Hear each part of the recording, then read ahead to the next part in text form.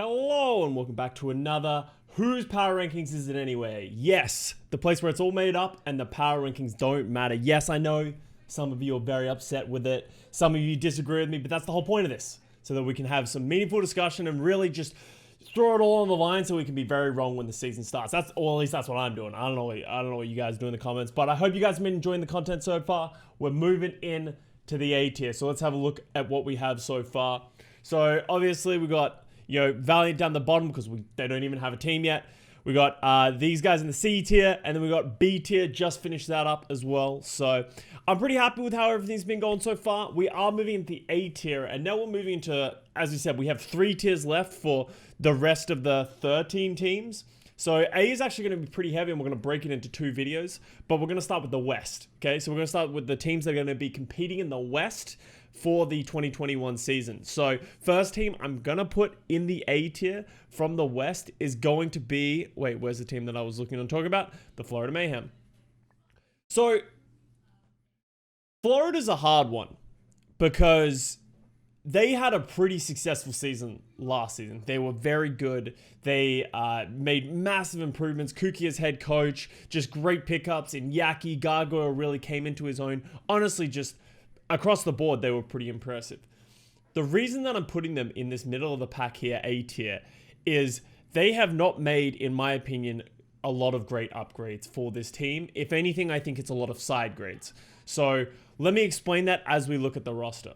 So one thing I do want to note just off the bat is I love the pickup of Checkmate. I don't know a ton about Checkmate. I haven't seen too much of him, but he seems like he fills the role perfectly. Originally coming from Oz Gaming, did a bit in Batlica, and was just pretty successful in Korean contenders. So he's been around for a while. So, he's been playing since 2019. But the thing that I really like is his hero pool. He seems to fill a lot of the holes that are missing in the Florida Mayhem. If you watched them last season, the issue that they ran into with Yaki and BQB is BQB's very heavily sort of a hit scan and a Sombra kind of player, and Yaki sort of can play a lot of the Tracer and flex DPS and sort of a lot of everything. The issue that they ran into is BQB couldn't play the Tracer if Yaki needed to play like the Genji and stuff like that. So there was some hamstringing of the compositions, and that is hopefully where Checkmate's going to come in and fill that gap. And I'm really excited to see him as a player come in because he's sort of coming in a much needed hole, and I'm excited to see him sort of pop off within this team. The other significant changes come on the tank line. So we have Fate coming out and OG coming in. And this is a pretty controversial change because I think there's a lot of back and forth about what people think about this. I think Fate is the better main tank in my opinion. I think OG has some very high highs and has definitely played mechanically better than Fate.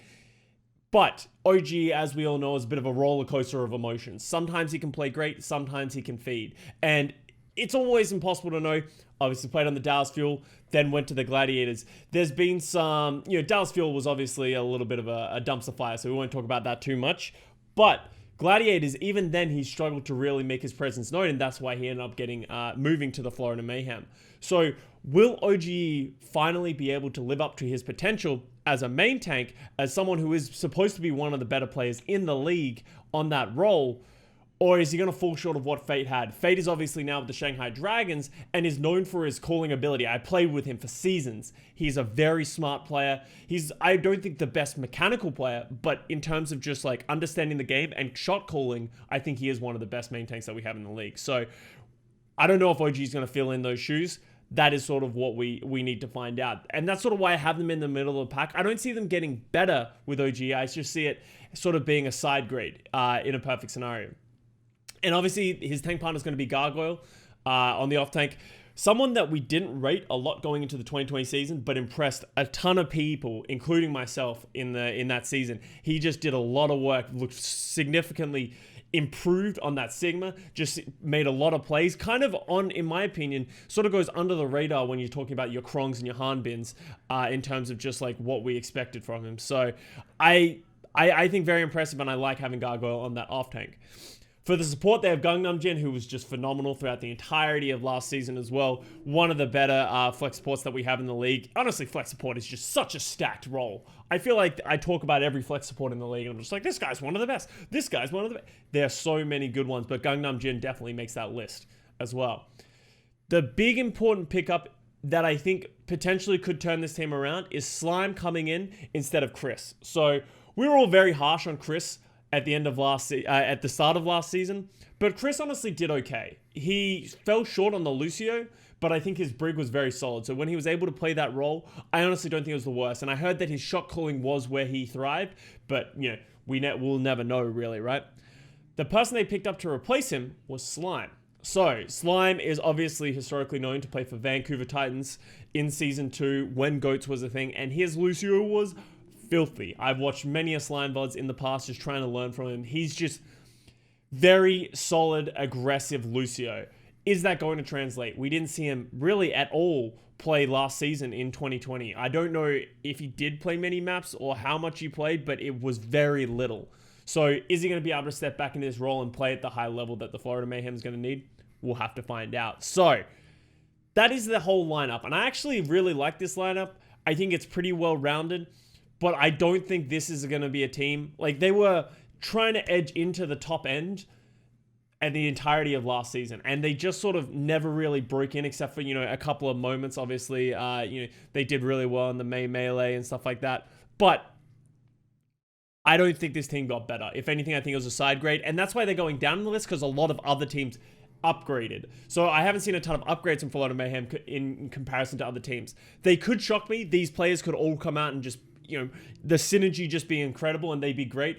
But once again, I'm going to need them to prove that to me going into this season. So that's going to be that. Let's look at the coaches real quick. Obviously, we have Kuki as the head coach, who seems to be doing a phenomenal job. Everyone only has high praise. He's a smart player. I've talked to the guy a ton when we were on LA Valiant. He knows how to play the game at a very high level, and I think he's doing a great job of coaching. And then we have Insight and Docs as their assistant coaches. So pretty well-rounded. Will they exceed my expectations? We'll have to find out. So going on to the next team that's going to be in the West is going to be the Atlanta Reign. And a lot of people actually commented in the most recent video about being like, I would have Atlanta down there and I'd have MYXL up. I think, if anything, I might be selling Atlanta Reign short in this. I think Atlanta Reign could be a sleeper pick for this season of being very, very good. We need to look at the roster to really understand why. So, obviously, we have 4 of the core from last season. We got Gator, we have Masar, we have Hawk, and we have Edison. Okay, and so we also have Iris, and it used to be Eris, but I think his name actually wants to be Iris, so I'm just going to call him Iris for this video until someone yells at me. So, that is sort of the thing. We have Iris going to be playing in the position of Dogman. We saw a bit of him last season towards the end. But this core has always been solid. It just feels like they really struggled last season. It just felt like nothing could come together for them. They never really found the meta that worked, but when it did, they looked great. Honestly, just the way Atlanta Reign has always existed, even from the Baby Bay days, where they just feel very hot and cold, depending on which meta you end up in. So, excited to see maybe some more depth from this team. But the reason I'm rating and saying that this could be the sleeper pickup, they picked up Pelican, who not a lot of people know a lot about, but we saw him play in the Valiant Winter Cup, and he pounded, actually pounded on the Hanzo, and just anything he touched has been incredible. And every player who talks about Pelican is just like, this guy is insane. So recently, coming from O2 Blast, been playing with them for almost 2 seasons now, this is the person, in my opinion, Rookie of the Year candidate. I think if I'm calling one early, it's probably going to be Pelican, just from what I've seen and what I've heard from him so far. He just doesn't seem to miss. So obviously that's a massive addition for the Atlanta Reign, okay? And then on top of that, we have Kai. So previously known as KSP from the LA Valiant, who had probably one of the best rookie seasons that you could hope for. The dude's a robot. He just doesn't miss on the hit scan. He took it to ARNS. He took it to all the best hit scans in the world and just made it look easy at certain times. You give him the space, he'll take it. And he was successful on the LA Valiant, which wasn't the greatest roster.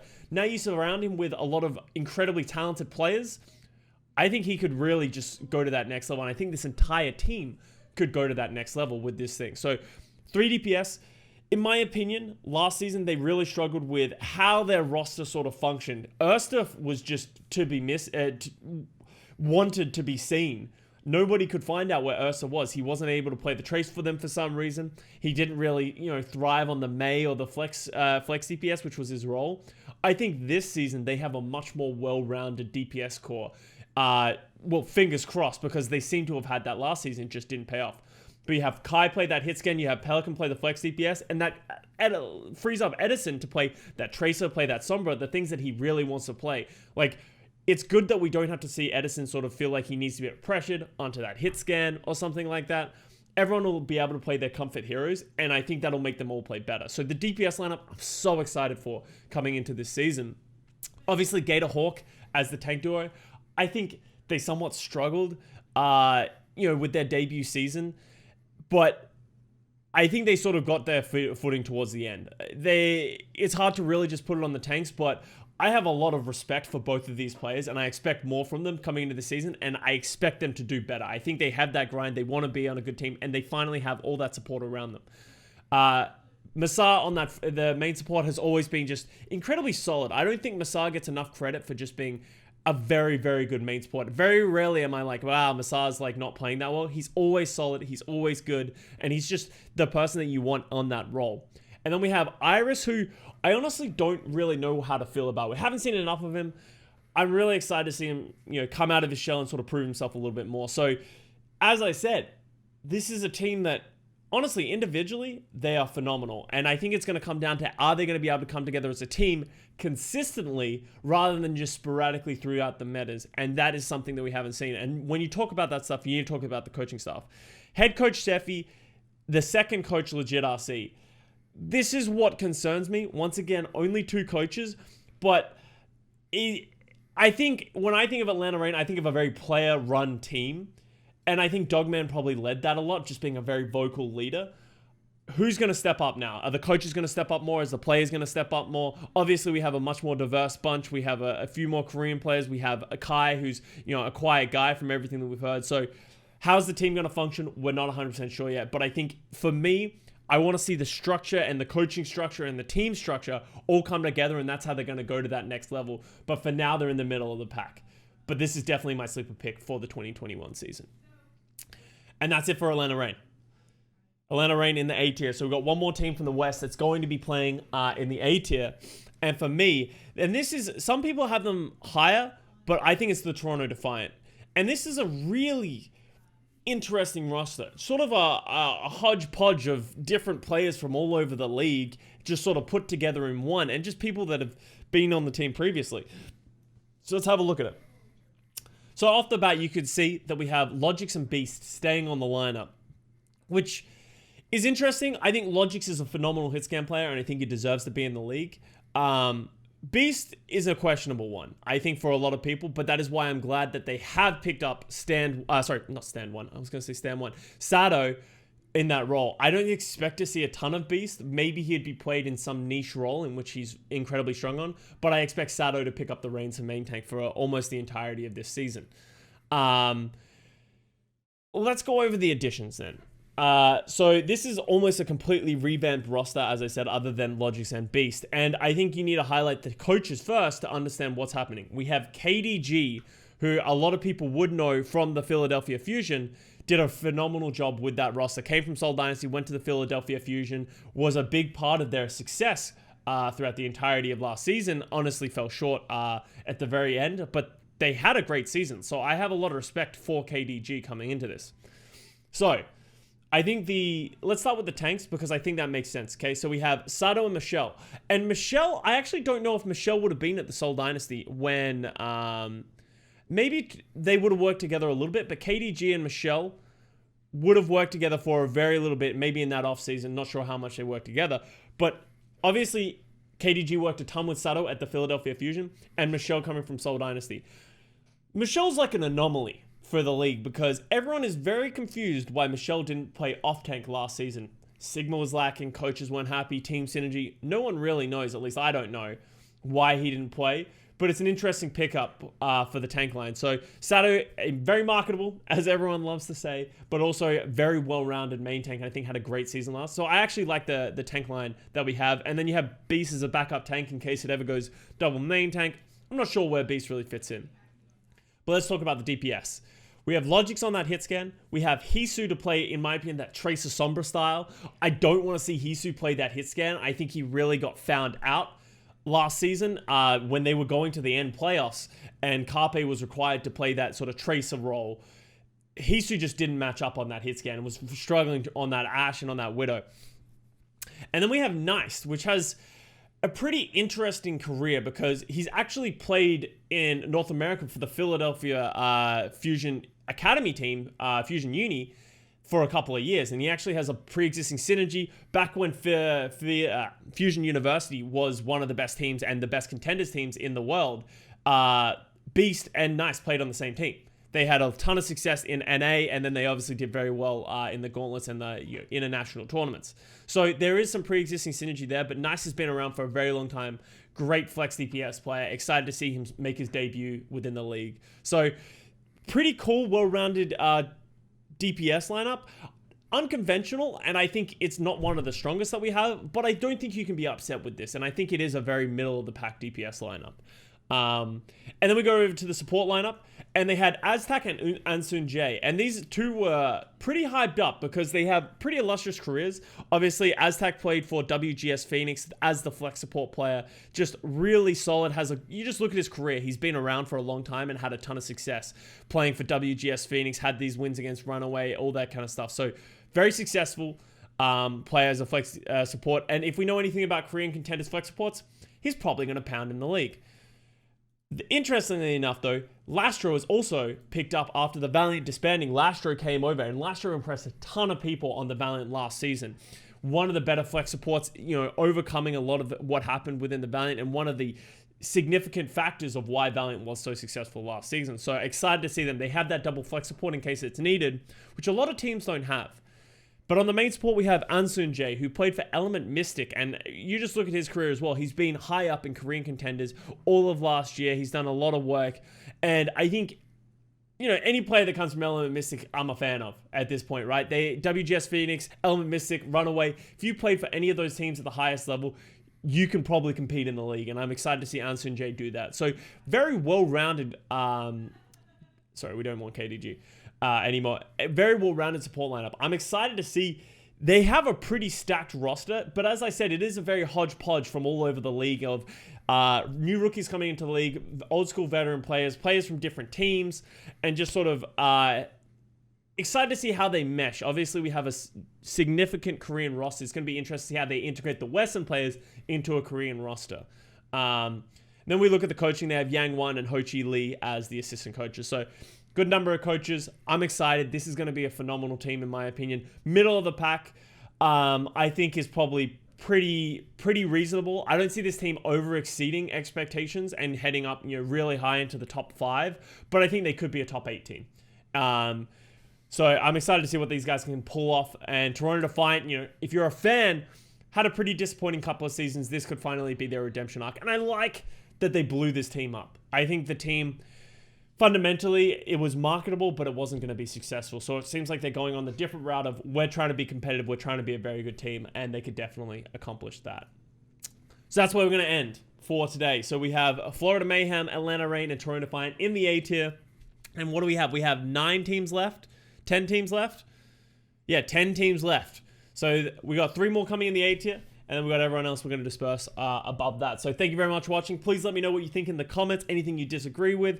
Call me an idiot. All that good stuff. I appreciate it. I swear I won't type in the wrong tier this time when I'm uploading the video. But I love you all. It's scuffed after all. And that's just me. Haven't leaked anything, so that's a dub so far. So thanks very much for watching, and I'll see you guys soon. Peace out.